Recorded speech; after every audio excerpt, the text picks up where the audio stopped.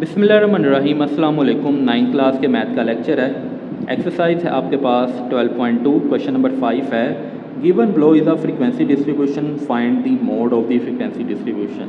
अच्छा जी, हमने मोड मालूम करना है जस्ट, ठीक है। तो इजी सा है मोड, इसमें कोई इतना कोई डिफ़िकल्ट नहीं है। तो सबसे पहले तो हमें पता है कि इसमें एक्स निकालते हैं और सी बी भी निकालना होता है।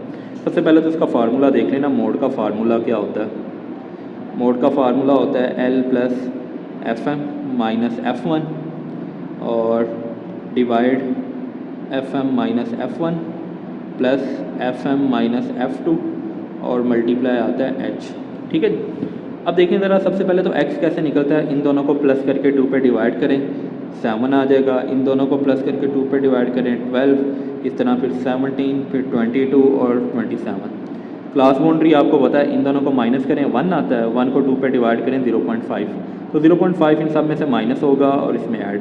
तो देखें ज़रा, 4.5, 9.5, 14.5, 19.5 और 24.5 इनमें अब ऐड होना है।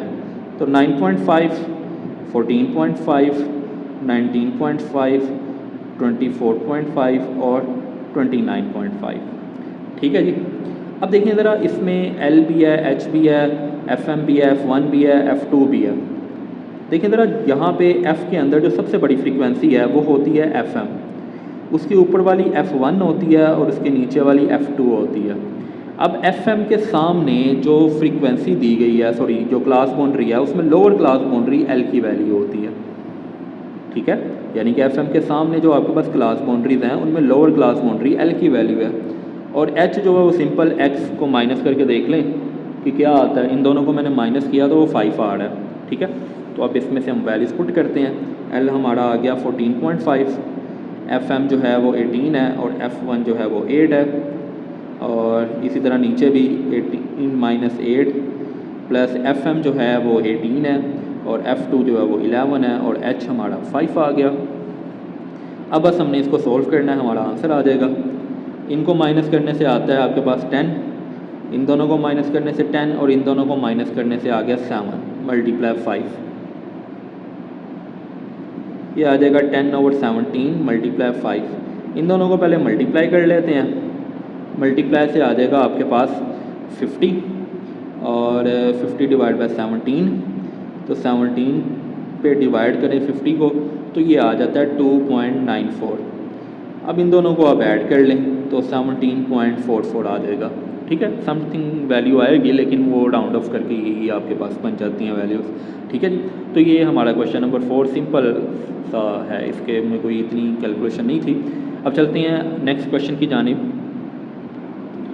क्वेश्चन नंबर 6 है, 10 boys work on a petrol pump station, they get weekly wage as follow. ये उनकी सारी सैलरीज है जो उसको वीकली मिलती हैं। कह रहा है अरिथमेटिक मीन मालूम करें शॉर्ट फार्मूले से, मीडियन मालूम करें और मोड मालूम करें। तो सबसे पहले तो हम इसको हम अरिथमेटिक मीन इसका निकाल लेते हैं, क्योंकि वो सबसे पहले उसने कहा तो इसलिए वो पहले ही होना चाहिए। तो उसके लिए ना, अब क्योंकि शॉर्ट फार्मूला है, पहले तो होता था शॉर्ट डायरेक्ट मेथड, तो वो हम इजीली निकाल लेते थे, लेकिन अब उसने ज़रा हमें काम ज़्यादा दे दिया। तो देखें ज़रा, सबसे पहले तो हम ऐसे स्केल से एक लाइन लगा लेते हैं।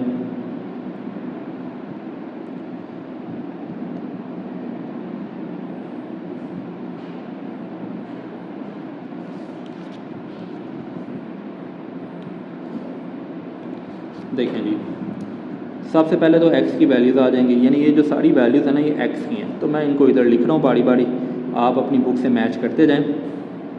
अच्छा, इसके ना आंसर पीछे थोड़े से गलत हैं, वो देख लीजिएगा आप। यानी कि उन्होंने जो आंसर दिए हैं वो ना वो इस हिसाब से दिए हैं कि इन वैल्यू के साथ ज़ीरो नहीं है, लेकिन यहाँ पे देखें ना एंड पे ज़ीरो है हर एक वैल्यू के साथ।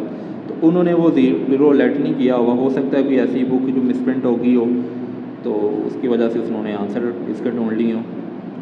उसके बाद अब सबसे पहले तो फार्मूला देख लेना अरिथमेटिक मीन का।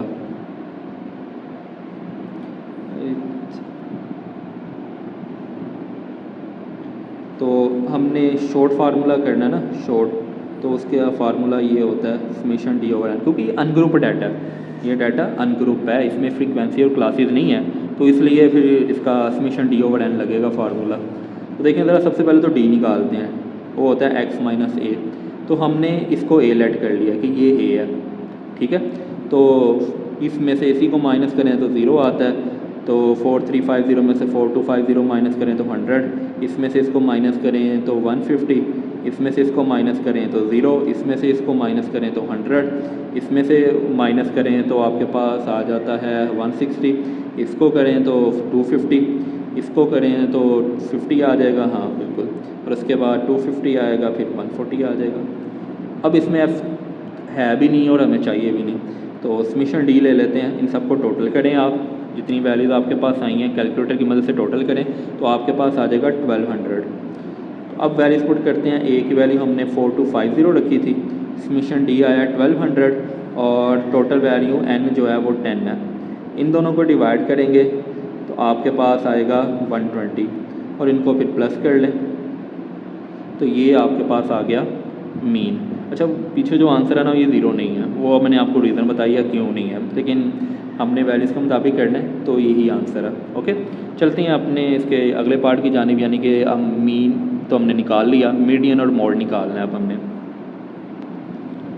देखें ज़रा, अब हम सबसे पहले तो मीडियन निकाल लेते हैं।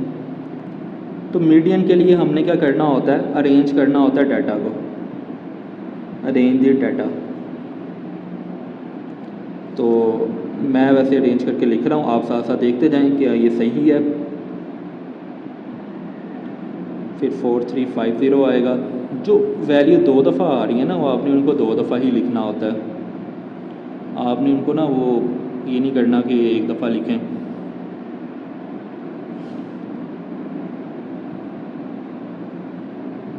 ओके, काउंट कर लेते हैं पूरी वैल्यूज़ हैं कि नहीं है। 1 2 3 4 5 6 7 8 9 10 पूरी वैल्यूज़ हैं।